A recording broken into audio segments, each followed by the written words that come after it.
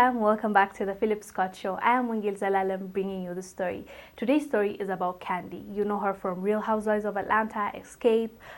She does a lot, but now she was on the news recently because of the things that she said about Boyz II Men. Watch the snippet, we'll come back. Okay, now who was difficult now, Kandi? Don't try to soft soap me. Don't you try.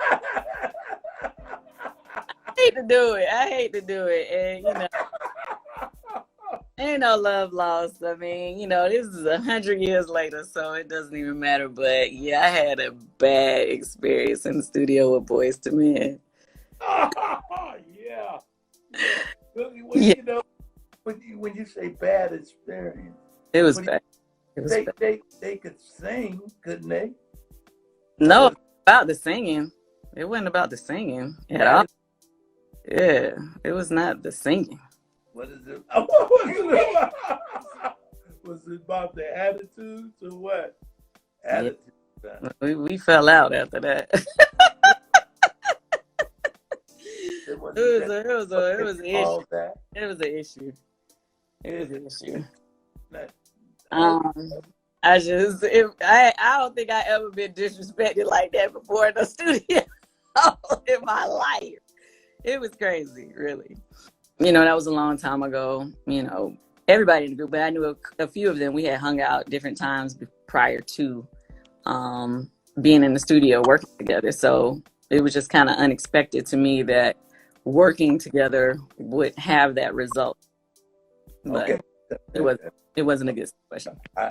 You heard what she said, right? They responded. Watch the response. She started talking about splits. Why would we talk about splits?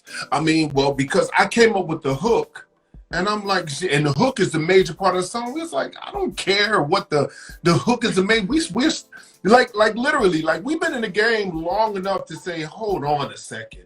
That's not how it worked. Now that's how it became. We understand that's how it became, but we don't ride in that lane. And then from that point, it became a little bit harder to work with her. I thought she was nice. I thought she was nice too. I mean, but people. She was in Vogue. No, she wasn't in Vogue. She was in Escape. Well, why she can't be in Vogue? Right, they're both the damn same. How about that? Because they don't have a base in Vogue.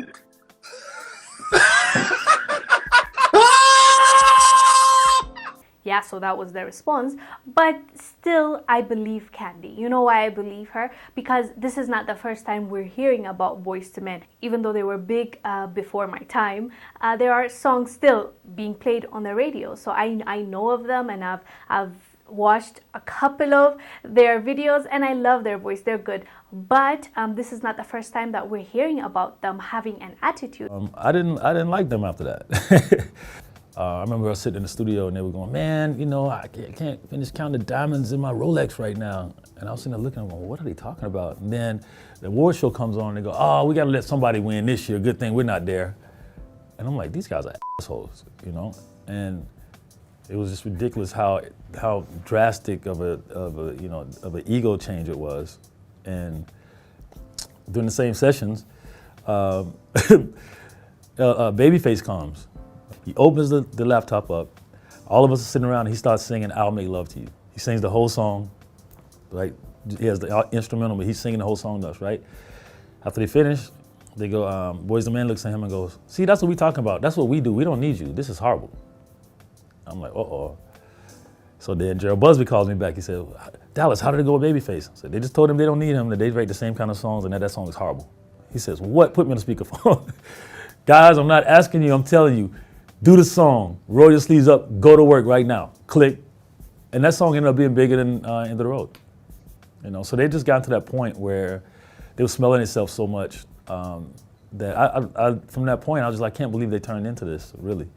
And it became really kind of disrespectful to people and just not nice. So if a lot of people are saying the same thing about you, there might be some truth to it. It's really sad to see this, a lot of people, okay, not a lot of people, some people, when they get fame or money, they start acting crazy. They start acting like they don't need you. They're bigger than you, better than you. So it is kind of like a reality check for them, because now they look more humble, and I don't know, maybe they learned their lessons, because it's not cool to do that. You know, you don't know if this is going to last forever, and it won't. Usually it doesn't. It's just a specific time that you will be an it person, or, you know, a star, and then the younger generation will come and nobody cares about you. So as you saw, that was their response, and as I showed you, it was not just Kandi that was saying that about them. So unfortunately, they're not as big as they used to be, and hopefully they have learned their lesson and they're not the same, you know, cocky people. Let us know down below what your thoughts are about this story. I am Wongel Zelalem, bringing you the story. I will see you on the next one.